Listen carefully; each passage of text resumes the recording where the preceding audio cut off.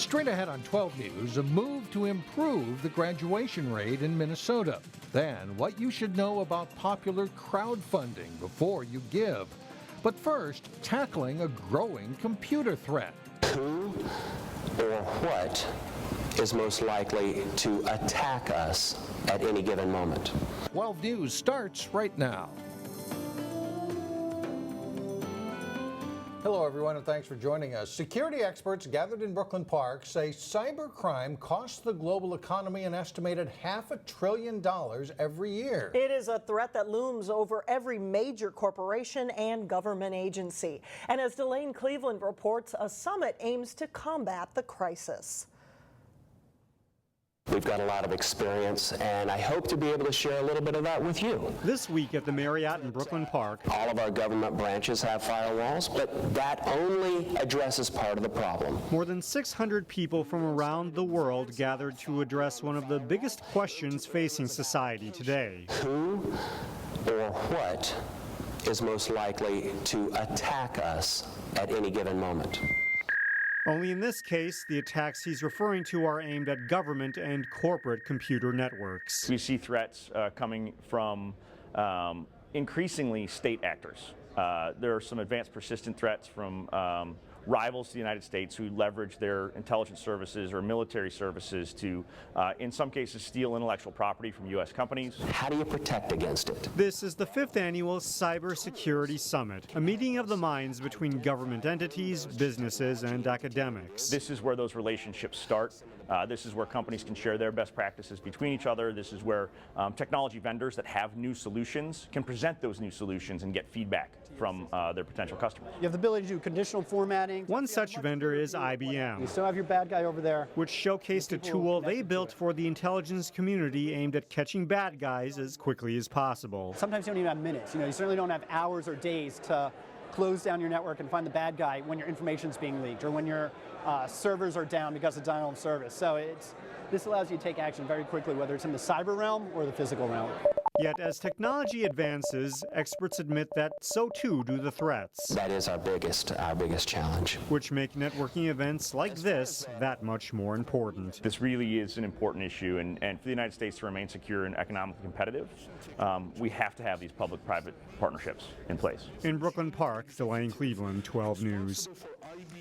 It's a headache, but experts say cyber hygiene, that includes changing your passwords, often is a good tool to fight against hackers. 24 Crystal police officers and investigators were honored at City Hall Tuesday for their work in solving the case of the death of 10-year-old Barway Collins.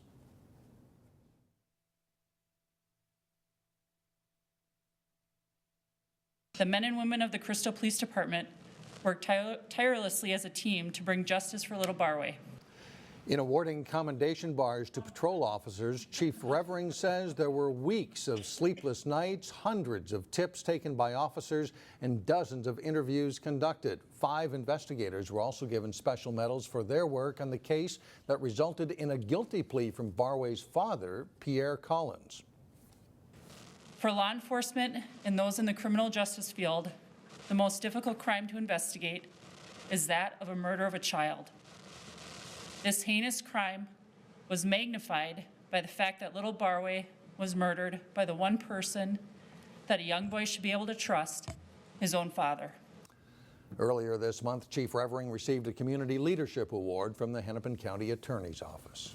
With the help of a $200,000 grant, an initiative is underway to reach a 90% graduation rate among Minnesota youth by the year 2020. We have a huge achievement gap in Minnesota, so we really focus on those populations, low income, students of color, to really accelerate their graduation rates so that we can reach 90% for all young people in the state. The national grant given to Minnesota Alliance with Youth will help replicate successful programs like this Alternative Learning Center in Intermediate District 287. Students shared their stories of accomplishment after transferring to the school where they felt like they mattered. They'll help you get through whatever you need. Like, I got faith in them, they got faith in me, so we're both on the same page. The graduation rate in Minnesota is significantly lower for low-income students and students of color. Workers from high concentrations of poverty and unemployment may be able to find jobs on 2 highway projects in the Northwest Metro next year. When parts of County Road 81 and Highway 169 are rebuilt, Hennepin County wants to become part of a pilot hiring program. They plan to apply to the federal government for permission to hire local residents in economically challenged areas near those highway projects. Until now, local hiring preferences on federal projects were not allowed. There are many different ways to save money and reduce energy use at home and at City Hall. Brooklyn Park is exploring the idea of becoming a Greenstep city. It's a Minnesota program designed to help cities achieve sustainability and focus on cost savings and energy use reduction. New Hope joined the program at the beginning of this year, and they're working towards the next level by taking on a project next year at Northwood Park to build an underground water storage tank that will be used to irrigate the ball field and park area. So it's going to collect rainwater and then it'll store it, and instead of using city water to water the baseball fields and park, we'll use the underground water retention system to do that. Brooklyn Park learned more about the program thanks to a forum Tuesday night put on by the civic group Think Again Brooklyns. You can give money to just about any cause imaginable on a Kickstarter campaign, but should you? What you should know next in Money Savers. And later in sports, highlights from 3 local section championship games in soccer. But first, it's a look at your AccuWeather forecast.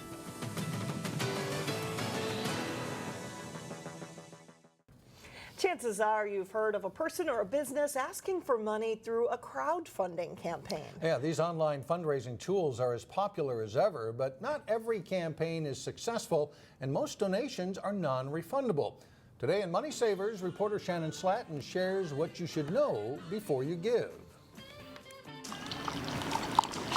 A craft brewer is only as good as their product, so they pour time and attention into it. The newest craft brewery to open in our area knows that formula all too well. We've had exceptional response on Kickstarter. Because the owners of Omni Brewing Company poured time and attention first into a Kickstarter campaign that generated more than $47,000. We don't know most of the names on the Kickstarter, so these are not just our friends backing us. This is the city of Maple Grove and Brooklyn Park. Omni Brewing is the latest crowdfunding success story, but they definitely aren't alone. Just in downtown Robbinsdale, backers gave $200,000 to fund an expansion to popular restaurant Travail, plus money to launch Golden Age Design and the brand new store Palette and Pearl. This isn't about me making $1 million. This is about doing something you love. Even those hanging baskets that line the streets this summer, money raised through Kickstarter. It's a chance for people to support causes they believe in. There are 2 types of crowdfunding campaigns: project-based, like the ones we've mentioned, or charity-based, where you are supporting disaster relief or paying medical expenses. You've also got to use discretion and decide which funds, which causes you're going to give to, and just realize every single day there's a cause you could probably give money to. Before you donate, you need to research to know where the money is going and be comfortable with that, because once you give, there's no guaranteed refund. And to realize, that money is pretty much gone out of hand. You're not going to get it back if the project doesn't get off the ground or things go awry. You should also know there are hidden fees. Most crowdfunding sites take 3 to 5% of each contribution.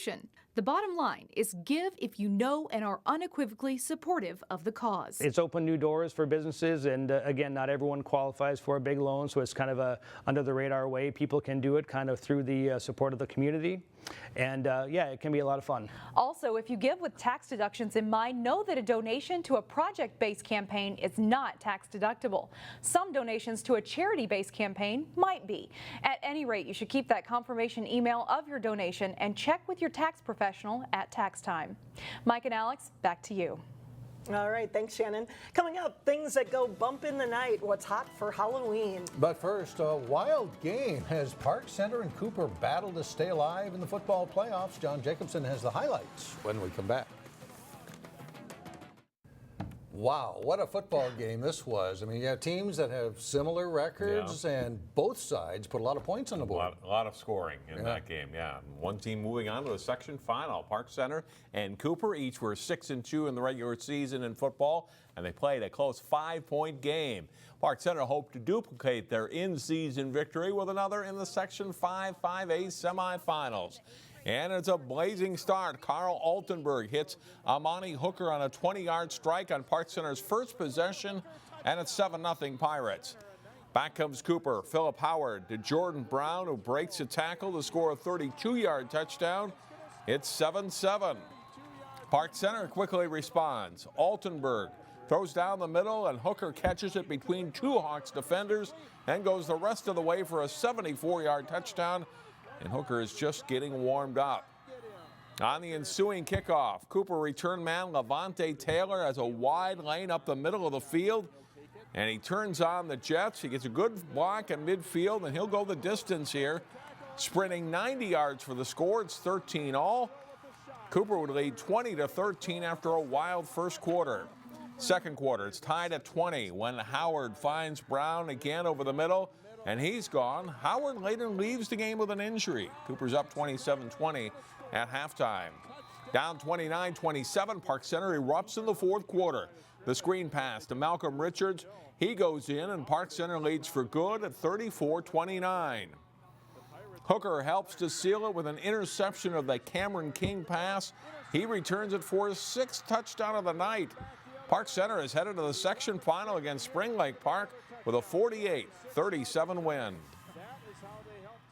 Our coach is putting us in position to make plays, and that play couldn't happen without our linemen and everyone doing their job. And when I get the ball, I just had to make plays. In other games Tuesday in Section 2-3A, Providence Academy loses 49-14 at Belle Plaine. Breck is crushed at Minneapolis Henry in Section 4-3A. Benilde St. Margaret's moves into the final in Section 5-4A with a 42-21 win over Holy Angels. The Red Knights host Richfield for the section title Saturday evening. Coming up Friday night on Channel 12, tune in for live coverage of a Class 6A section playoff game as Maple Grove hosts Armstrong. Kickoff is at 7 o'clock with our pregame at 6:54 on Channel 12 and 12.tv. The Park Center boys soccer team took aim at a section championship in a big night of soccer playoffs. The Pirates hosting Mounds View for the Section 5 AA title. Alex Zanoski sending a great pass into the box to Sam Moses for the header. Park Center is on the board. They lead at 1-0 at halftime. The Pirates are awarded a penalty kick in the second half, and Jet Tapanance makes it count, burying the shot to give Park Center a 2-0 lead. Mounds View, though, makes it interesting. The long free kick by Armando Jenkins Vasquez in a mass of players in front off the crossbar, and then he'll cross the goal line. Mustangs make it a 2-1 game. But Fuad Tahir gets the steal, and Moses fires a quick shot for a 3-1 lead. And that's the final. The Pirates head to state for the first time since 2004, just the second time ever. That's what we've been working towards, and we finally did it. Feel great to accomplish that. Oh. The Wayzata girls were fixtures in the state tournament for many years, but the Trojans missed out on qualifying the past 2 seasons. They look to change that against Minneapolis Washburn in the Section 6 AA championship. Scoreless until midway through the second half when freshman Marley Rajicic lasers a goal for a 1-0 Millers lead. And that's the score with less than a minute to go in regulation when the Wayzata corner kick is knocked around in front of the goal and goes in off a Washburn player and in. And these teams go to overtime. Bailey Hyde's right-footed shot is blocked, and she'll step up and crack it with a left foot, and this is the game-winning goal in overtime. The Trojans win 2-1, and they advance to the state tournament. When I shot it with that left foot, I just felt like it was going to go in. I just had the feeling. And then when I saw it go over the keeper, I just collapsed to my knees. It was unbelievable.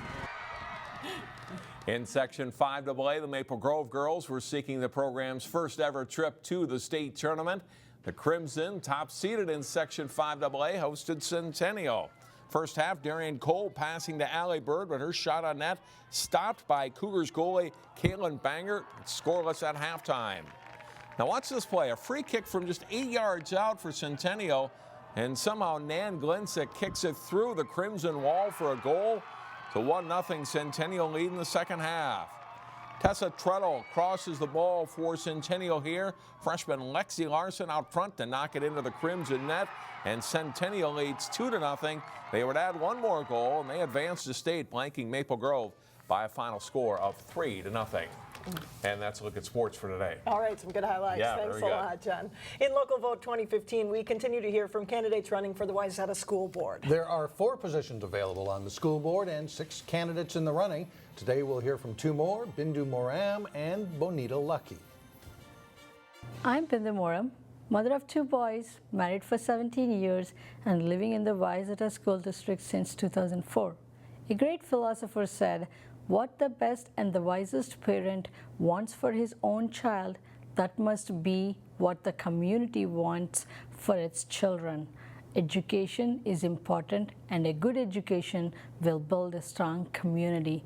My efforts as a school board member will be the voice of our students, parents, teachers, and administrators while I serve on the school board with integrity and diligence.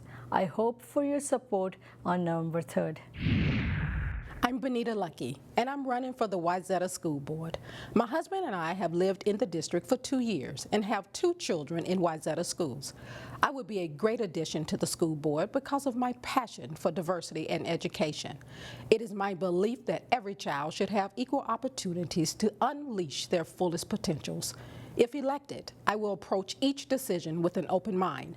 As I consider issues in the district, achievement gaps for minority students, overcrowded classrooms, impacts on school start times, I will effectively deliver on results.